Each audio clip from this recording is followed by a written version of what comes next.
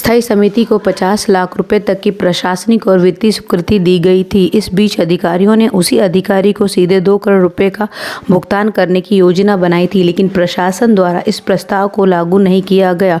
दूसरी ओर न केवल विपक्ष में बल्कि सत्ताधारी दल में भी कुछ नगर सेवक स्थायी समिति को पैसे की बड़ी रकम मंजूर करने का विरोध कर रहे थे। 25 जून 2020 को जब चंद्रकांत डांगे जो आयुक्त थे, उन्होंने 25 लाख रुपए से अधिक के विभिन्न कार्यों के लिए प्रशासनिक और वित्तीय स्वीकृति के लिए महासभा को प्रस्तुत किया जाना था, जबकि आयुक्त डांगे के आदेश के बाद भी प्रशासन और स्थायी समिति ने संयुक्त रूप से मापदंडों के बाहर वित्तीय और प्रशासनिक प्रस्तावों की मंजूरी दी। इस बात का पता करने के लिए आयुक्त विजय राठौड़ और एडिशनल कमिश्नर दिलीप ढोले और नगर सचिव वासुदेव शिखलकर से इस बारे में पता करना चाहा तो उन सभी से संपर्क नहीं हो सकता। अभी के लिए इतनी ही जानकारी हमारे पास है।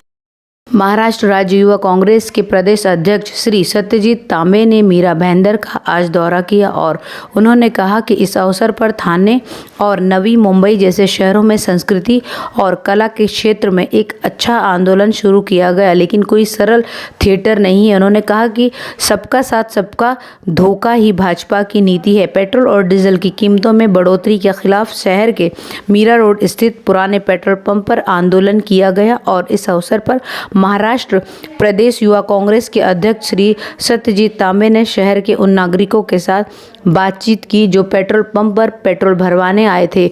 घोषणा में शामिल होकर नागरिकों ने अपना दुख व्यक्त किया।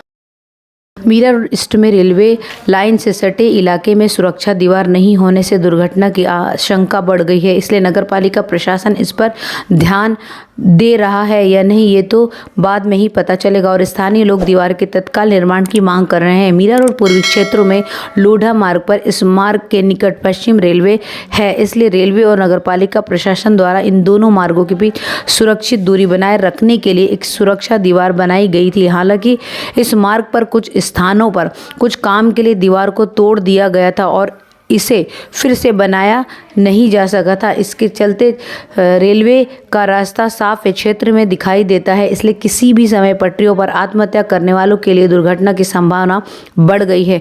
चौंकाने वाली बात यह है कि छोटी उम्र के लड़के इन तरीकों से खेल रहे हैं। यहाँ पर वो स्टंट करते हैं, जिससे वहाँ के स्थानीय लोगों ने जल्द ही उस दीवार को बनाने की मांग की है।